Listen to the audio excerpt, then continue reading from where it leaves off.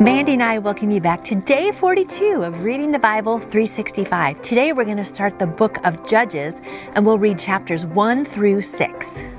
And I colored Judges in purple because it is part of the history or Judges part of the Bible. There's 249 chapters in this section, so it's a big section.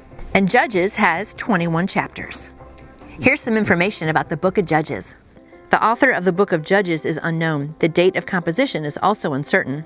Judges covers a period of about 300 years, explaining what happened to the Promised Land between its conquest under Joshua and the rise of the monarchy under Saul and David. The title of the book comes from the title given to the leaders who arose during this period to give Israel deliverance from their enemies. These were dark years of religious compromise and moral decay for the descendants of Jacob. There was no divine standard operating in the nation because the people had quickly forgotten the rules of the covenant they had made with God in Moses' day and reaffirmed with his successors. Thus, everyone did whatever seemed right to him, and that caused countless problems. Judges chapter 1, Israel fights the remaining Canaanites. After the death of Joshua, the Israelites asked the Lord, "Who will be the first to go up and fight for us against the Canaanites?" The Lord answered, "Judah is to go. I have given the land into their hands." Then the men of Judah said to the Simeonites, their brothers, "Come up with us into the territory allotted to us to fight against the Canaanites. We in turn will go with you into yours." So the Simeonites went with them. When Judah attacked, the Lord gave the Canaanites and Perizzites into their hands, and they struck down 10,000 men at Bezek. It was there that they found Adoni-Bezek and fought against him, putting to rout the Canaanites and Perizzites.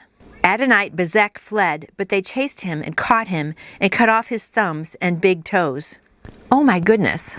Then Adoni-Bezek said, 70 kings with their thumbs and big toes cut off have picked up scraps under my table. Now God has paid me back for what I did to them. They brought him to Jerusalem, and he died there. The men of Judah attacked Jerusalem and also took it. They put the city to the sword and set it on fire. After that, the men of Judah went down to fight against the Canaanites living in the hill country, the Negev, and the western foothills. They advanced against the Canaanites living in Hebron, formerly called Kiriath Arba, and defeated Ammon and Talmai. From there they advanced against the people living in Debir, formerly called Kiriath Sepher. And Caleb said, "I will give my daughter Achsah in marriage to the man who attacks and captures Kiriath Sepher." Othniel, son of Kenaz, Caleb's younger brother, took it, so Caleb gave his daughter Achsah to him in marriage. One day, when she came to Othniel, she urged him to ask her father for a field. When she got off her donkey, Caleb asked her, "What can I do for you?" She replied, "Do me a special favor. Since you have given me the land in the Negev, give me also springs of water." Then Caleb gave her the upper and lower springs. The descendants of Moses' father-in-law, the Kenite, went up from the city of palms with the men of Judah to live among the people of the desert of Judah in the Negev near Arid. Then the men of Judah went to the Simeonites, their brothers, and attacked the Canaanites living in Zephath, and they totally destroyed the city. Therefore it was called Hormah. The men of Judah also took Gaza, Ashkelon, and Ekron, each city with its territory. The Lord was with the men of Judah. They took possession of the hill country, but they were unable to drive the people from the plains because they had iron chariots. As Moses had promised, Hebron was given to Caleb, who drove from it the 3 sons of Anak. The Benjaminites, however, failed to dislodge the Jebusites who were living in Jerusalem. To this day, the Jebusites live there with the Benjaminites.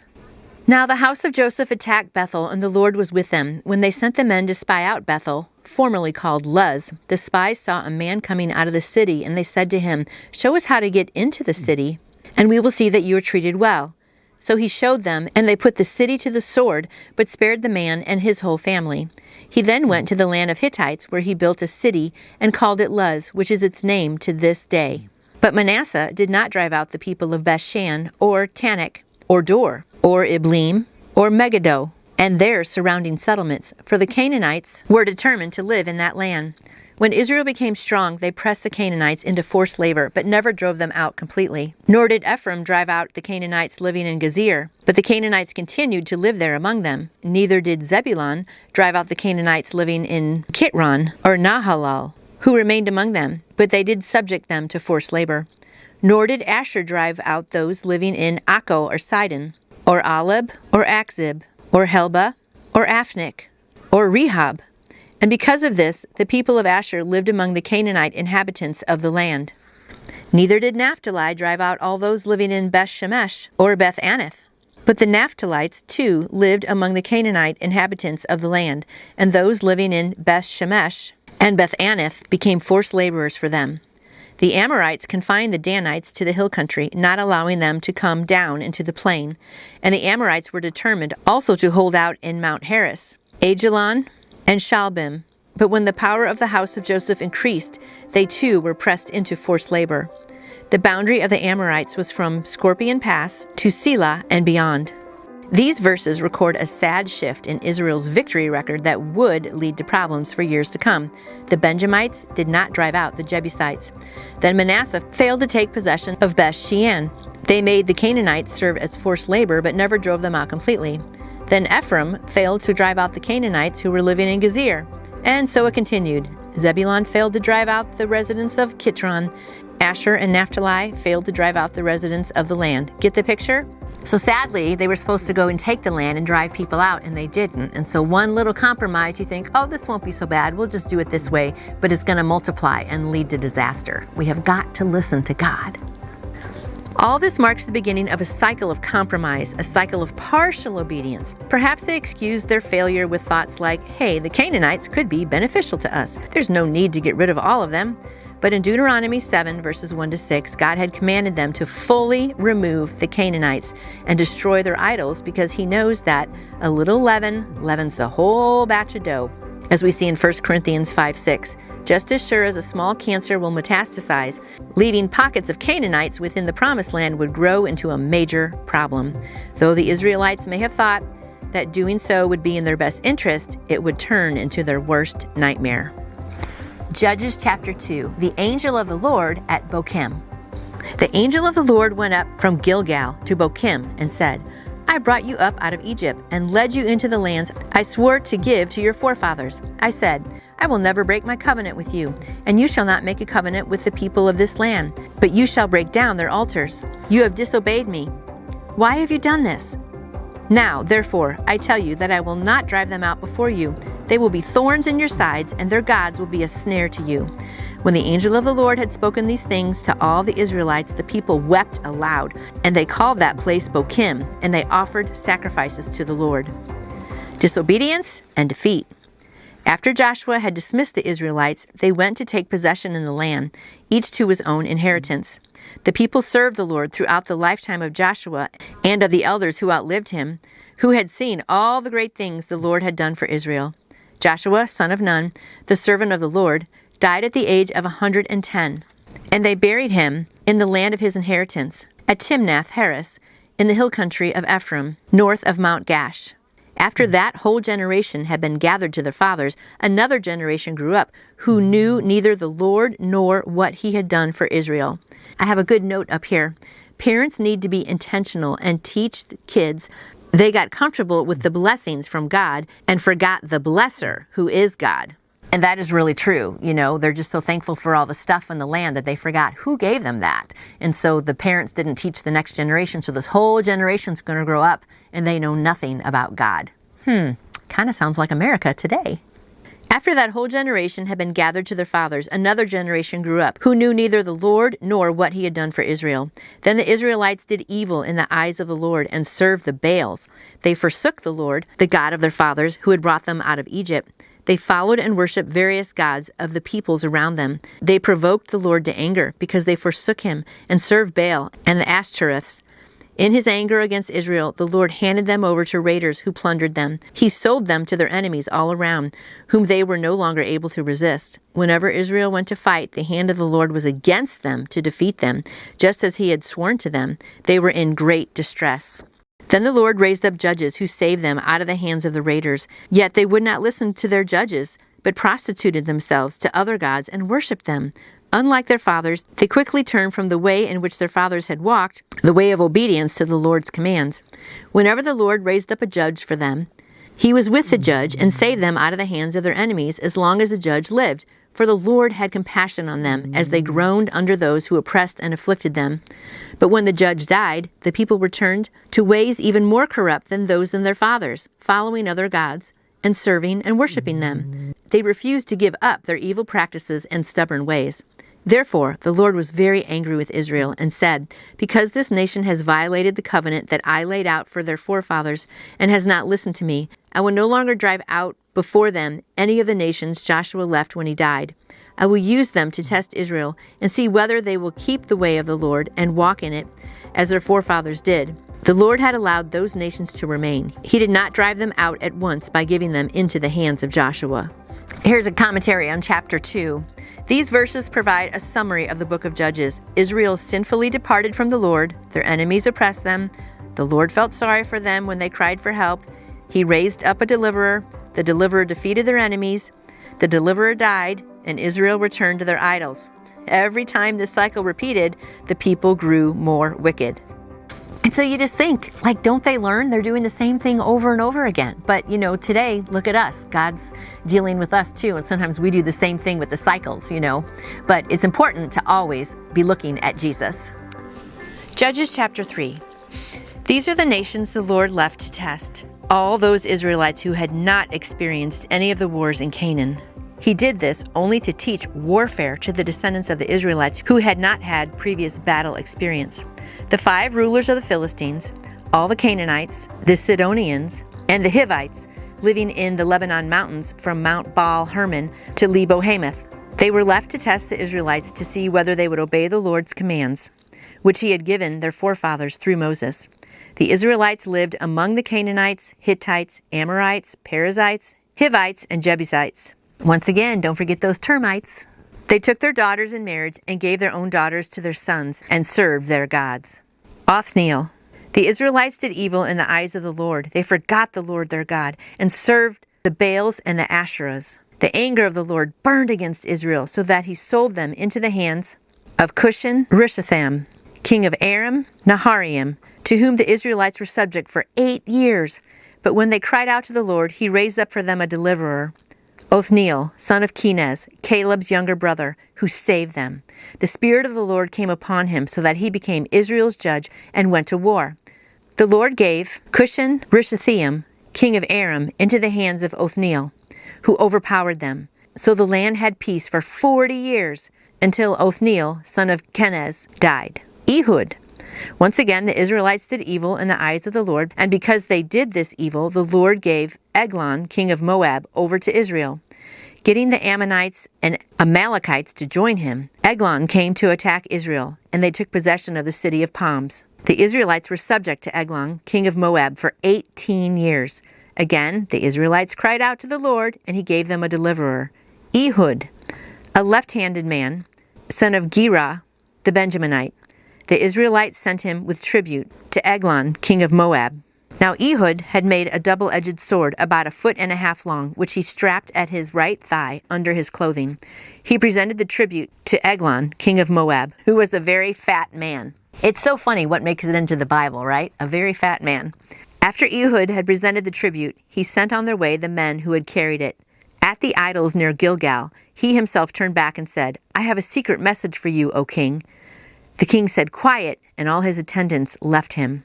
Ehud then approached him while he was sitting alone in the upper room of his summer palace and said, "I have a message from God for you."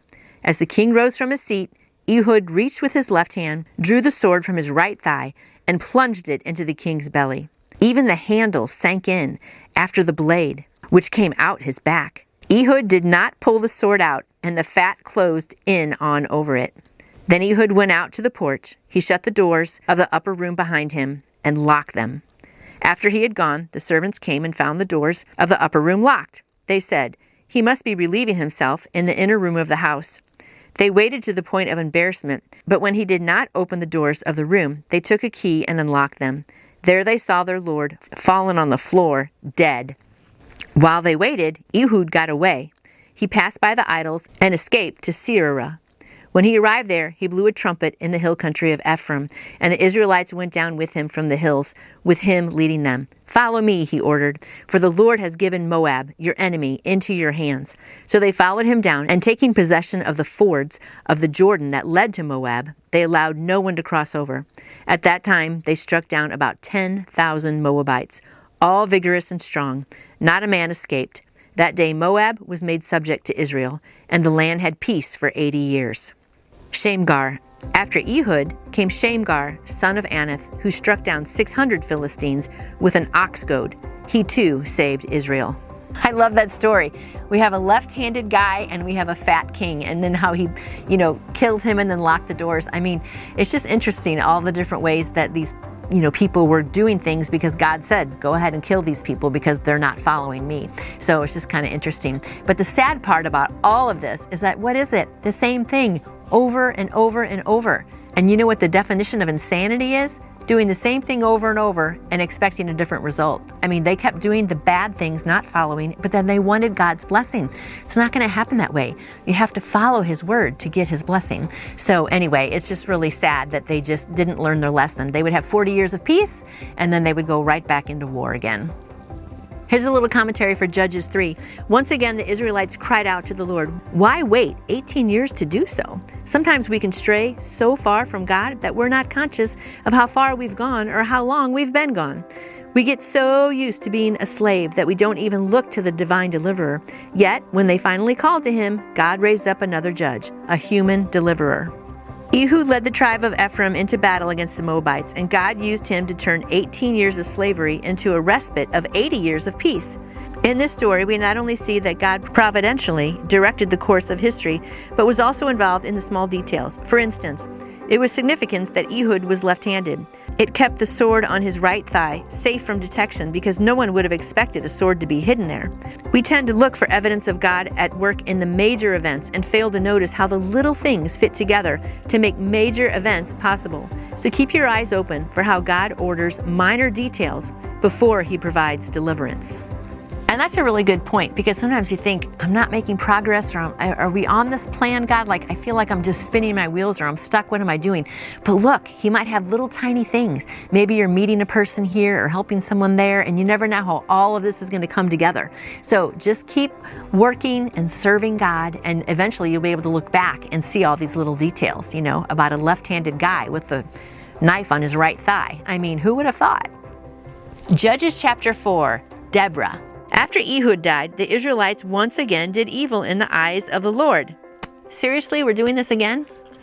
So the Lord said to them, "In the hands of Jabin, king of Canaan, who reigned in Hazor, the commander of his army was Sisera, who lived in Harosheth Haggayim, because he had 900 iron chariots and had cruelly oppressed the Israelites for 20 years, they cried to the Lord for help.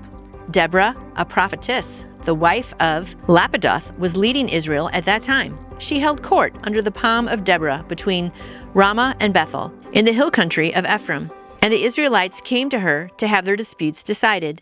She sent for Barak, son of Abinoam, from Kadesh in Naphtali, and said to him, "The Lord, the God of Israel, commands you, go, take with you 10,000 men of Naphtali and Zebulun, and lead the way to Mount Tabor. I will lure Sisera, the commander of Jabin's army, with chariots and his troops to the Kishon River, and give him into your hands." Barak said to her, "If you go with me, I will go. But if you don't go with me, I won't go." "Very well," Deborah said, "I will go with you.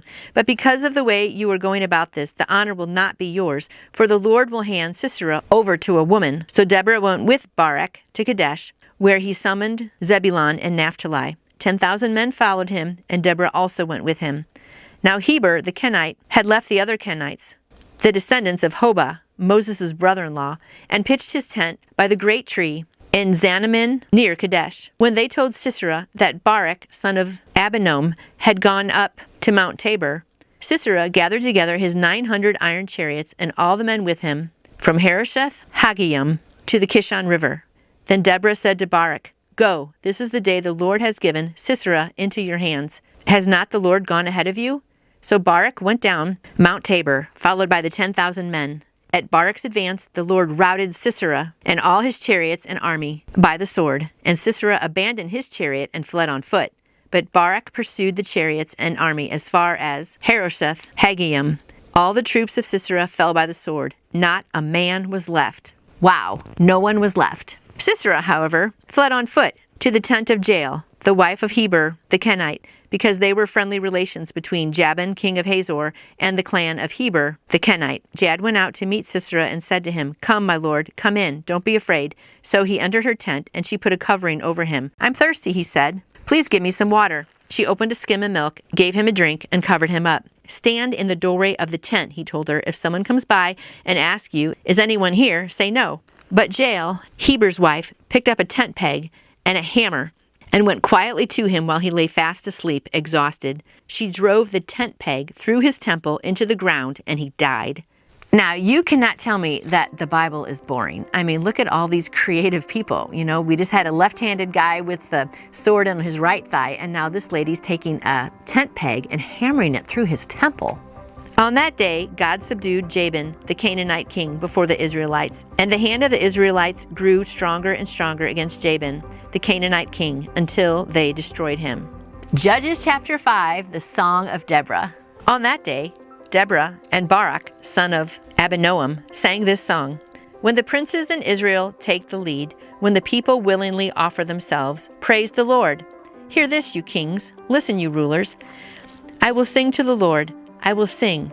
I will make music to the Lord, the God of Israel. O Lord, when you went out from Seir, when you marched from the land of Edom, the earth shook, the heavens poured, and the clouds poured down water. The mountains quaked before the Lord, the one of Sinai, before the Lord, the God of Israel. In the days of Shamgar, son of Anath, in the days of Jael, the roads were abandoned.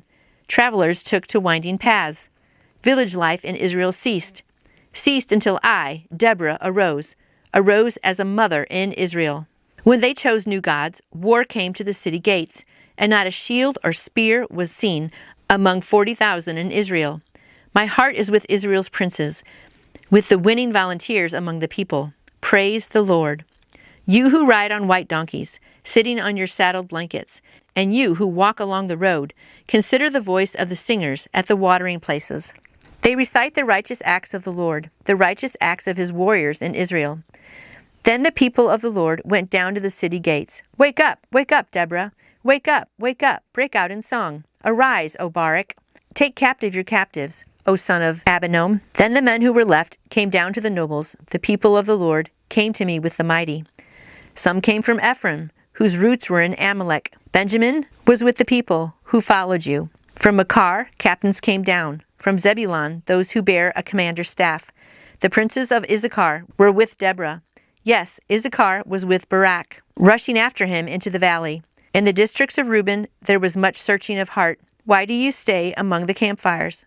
To hear the whistling for the flocks? In the districts of Reuben, there was much searching of heart. Gilead stayed behind the Jordan. And Dan, why did he linger by the ships? Asher remains on the coast, and he stayed in his coves. The people of Zebulun risked their very lives. So did Naphtali on the heights of the field. Kings came, they fought. The kings of Canaan fought. Tanach by the waters of Megiddo. But they carried off no silver, no plunder. From the heavens the stars fought. From their courses they fought against Sisera. The river Kishon swept them away. The age-old river, the river Kishon. March on, my souls, be strong. Then thundered the horse's hoofs. Galloping, galloping, go his mighty steed. Cursed Merors, said the angel of the Lord, curse its people bitterly, because they did not come to help the Lord against the mighty. Most blessed of women, be Jael, the wife of Heber the Kenite, most blessed of tent-dwelling women. He asked for water, she gave him milk. In a bowl fit for nobles, she brought him curdled milk. Her hand reached for the tent peg, her right hand for the workman's hammer. She struck Sisera, she crushed his head, she shattered and pierced his temple. At her feet he sank, he fell, there he lay. At her feet he sank, he fell. Where he sank, there he fell, dead. Through the window peered Sisera's mother. Behind the lattice she cried out, Why is his chariot so long in coming? Why is the clatter of his chariots delayed? The wisest of her ladies answered her, Indeed, she keeps saying to herself, and they, not finding and dividing the spoils, a girl or two for each man, colorful garments as plunder for Sisera, colorful garments embroidered, highly embroidered garments, for my neck, All this as plunder? So may all your enemies perish, Lord. But may they who love you be like the sun when it rises in its strength. Then the land had peace for 40 years. I love this story because basically 2 women saved the day. Deborah led them all out, and some of the tribes didn't come and help, right? Then you have Jael, the wife of Heber the Kenite, who is most blessed of tent-dwelling women. That's a great title for the lady who took the hammer and hammered it through his temple and killed that king. It's an awesome story. When Barak arrived, Sisera was already dead. As Deborah had prophesied, a woman, Jael, most blessed of women, was given credit for the demise. From that day forward, as God and Israel worked together, the power of the Israelites continued to increase until they destroyed Jabin altogether. God and man working in partnership against their common enemy is the principle behind spiritual warfare. Judges chapter 6, Gideon. Again, the Israelites did evil in the eyes of the Lord, and for 7 years he gave them into the hands of the Midianites. Because the power of Midian was so oppressive, the Israelites prepared shelters for themselves in mountain clefts, caves, and strongholds. Whenever the Israelites planted their crops, the Midianites, Amalekites, and other eastern people invaded their country. They camped on the land and ruined the crops all the way to Gaza and did not spare a living thing for Israel, neither sheep nor cattle nor donkeys. They came up with their livestock and their tents like swarms of locusts. It is impossible to count the men and their camels. They invaded the land to ravage it. Midian so impoverished the Israelites that they cried out to the Lord for help. Got a couple great notes right here to share. First of all, bondage is anything that keeps me from being who God wants me to be. That's really good. Also, we do it over and over for years, cycled in and out of the pit. And then I have down here that finally they cry out to the Lord for help. It's about time. When the Israelites cried to the Lord because of Midian, he sent them a prophet who said, "This is what the Lord, the God of Israel, says. I brought you up out of Egypt, out of the land of slavery. I snatched you from the power of Egypt and from the hand of all your oppressors. I drove them from before you and gave you their land. I said to you, I am the Lord your God. Do not worship the God of the Amorites, in whose land you live. But you have not listened to me." The angel of the Lord came and sat down under the oak in Ophrah that belonged to Joash, the Abizarite, where his son Gideon was threshing wheat in a winepress to keep it from the Midianites. When the angel of the Lord appeared to Gideon, he said, "The Lord is with you, mighty warrior." "But sir," Gideon replied, "if the Lord is with us, why has all this happened to us? Where are all his wonders that our fathers told us about when they said, 'Did not the Lord bring us up out of Egypt?' But now the Lord has abandoned us and put us into the hand of Midian." I got a really good note here. When Gideon says that if the Lord is with us, why has all this happened? I have, that is stinking thinking. He was whining like the others, and it is contagious. The Lord turned to him and said, "Go in the strength you have and save Israel out of Midian's hand. Am I not sending you?" "But Lord," Gideon said, "how can I save Israel? My clan is the weakest in Manasseh, and I am the least in my family." The Lord answered, "I will be with you, and you will strike down all the Midianites together." This is a great note that I have here from 1993. I was getting ready to go on a mission trip to Panama. I had hospital bills from a surgery I just had. I had no gospel bracelets ready. I also had to plan for a retreat, and also I had Sunday Night Alive, which was a music program we did, and I felt overwhelmed and abandoned. And God showed me He is with me.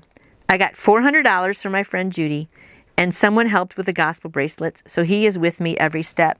I know we've all had times like that, right? And we feel like Gideon. What is he saying? He's in the smallest clan, and then his family that he's the smallest. So he's just like, I'm a nobody, God. How am I going to do this great task? And that's how I felt getting ready to go on that mission trip. I just had way too much to do and no help. And then what did God do? He supplied money. He supplied people. Apparently he got everything in line for me because we went on that trip, and it was a wonderful mission trip for sure. So I just want to encourage you today, and we're going to read more here about Gideon. When you're down, just remember that our strength comes from God, not in our own strength. And that's what he's going to talk about here. Gideon replied, "If now I have found favor in your eyes, give me a sign that it is really you talking to me. Please do not go away until I come back and bring my offering and set it before you." And the Lord said, "I will wait until you return." Gideon went in, prepared a young goat, and from an ephah of flour he made bread without yeast. Putting the meat in a basket and its broth in a pot, he brought them out and offered them to him under the oak. The angel of God said to him, "Take the meat and the unleavened bread, place them on this rock, and pour out the broth." And Gideon did so. With the tip of the staff that was in his hand, the angel of the Lord touched the meat and the unleavened bread. Fire flared from the rock, consuming the meat and the bread, and the angel of the Lord disappeared. When Gideon realized it was the angel of the Lord, he exclaimed, "Ah, sovereign Lord, I have seen the angel of the Lord face to face." But the Lord said to him, "Peace, do not be afraid. You are not going to die." So Gideon built an altar to the Lord there and called it, "The Lord is Peace." To this day it stands in Ophrah of the Abiezrites. That same night the Lord said to him, "Take the second bull from your father's herd, the one 7 years old. Tear down your father's altar to Baal and cut down the Asherah pole beside it. Then build a proper kind of altar to the Lord your God on top of this height. Using the wood of the Asherah pole that you cut down, offer the second bull as a burnt offering." So Gideon took 10 of his servants and did as the Lord told him. Because he was afraid of his family and the men of the town, he did it at night rather than in the daytime. In the morning when the men of the town got up, there was Baal's altar demolished, and the Asherah pole beside it cut down, and the second bull sacrificed on the newly built altar. They asked each other, "Who did this?" When they carefully investigated, they were told, "Gideon, son of Joash, did it." The men of the town demanded of Joash, "Bring out your son. He must die, because he has broken down Baal's altar and cut down the Asherah pole beside it." But Joash replied to the hostile crowd around him, "Are you going to plead Baal's cause? Are you trying to save him? Whoever fights for him shall be put to death by morning. If Baal really is a god, he can defend himself when someone breaks down his altar." So that day they called Gideon Jerubbaal, saying, "Let Baal contend with him, because he broke down Baal's altar." Now all the Midianites, Amalekites, and other eastern peoples joined forces and crossed over the Jordan and camped in the valley of Jezreel. Then the Spirit of the Lord came upon Gideon, and he blew a trumpet, summoning the Abiezrites to follow him. He sent messengers throughout Manasseh, calling them to arms, and also into Asher, Zebulun, and Naphtali, so that they too went up to meet them. Gideon said to God, "If you will save Israel by my hand, as you have promised, look, I will place a wool fleece on the threshing floor. If there is dew only on the fleece, and all around the ground is dry, then I will know that you will save Israel by my hand, as you said." And that is what happened. Gideon rose early the next day. He squeezed the fleece and wrung out the dew, a bowl full of water. So that's a test. He's going to put the fleece out, and if that has dew and all around is dry, then I'll know that it's you, God. And when he squeezed out the fleece, there was a whole bowl full of water. That's a lot of dew. Then Gideon said to God, "Do not be angry with me. Let me just make one more request." He just wants to make sure.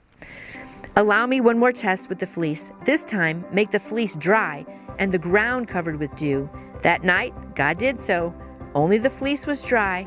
All the ground was covered with dew. So he had one test from God, and he's like, could we do it one more time the opposite way? But God was patient. He knows that sometimes we just need more comfort, right? And more proof. And he got lots of proof. So he knows for sure that God is with him. And even though he's the smallest clan, and in his family, he's the smallest person, he feels like, he knows that God has chosen him to be going out and doing a mighty thing. So we're going to have to come back next week to see what happens. So exciting in this chapter. Gideon was like the man who told Jesus, "I do believe, help my unbelief," Mark 9:24. Though he had had divine visit from God, and God did as Gideon requested, that wasn't enough for Gideon. This time he asked for the reverse as a sign, dry fleece and wet ground, and God responded mercifully. So that was all exciting about Gideon, right? I mean, he had a little doubt at first, but God showed him that he was with him. So now Gideon is ready just to go on out there. So I hope you come back again tomorrow for more of God's Word. Because remember, God's Word in your heart is the best way to live. We'll see you tomorrow. If you enjoyed this message today, I would appreciate a thumbs up. I would also love it if you would subscribe to my channel and pass it along to other friends who want to strengthen their faith in Jesus. I would love a comment on what you liked and also future topics you would like me to talk about. I would also love to answer any question you may have about how to put your faith in Jesus, the Christmas story, Easter story, anything at all. You can contact me through my website, which is nancyjoy2u. That's nancyjoy, the number 2, the letter u.com. You can also email me at nancyjoy2u@gmail.com. Hope to see you tomorrow.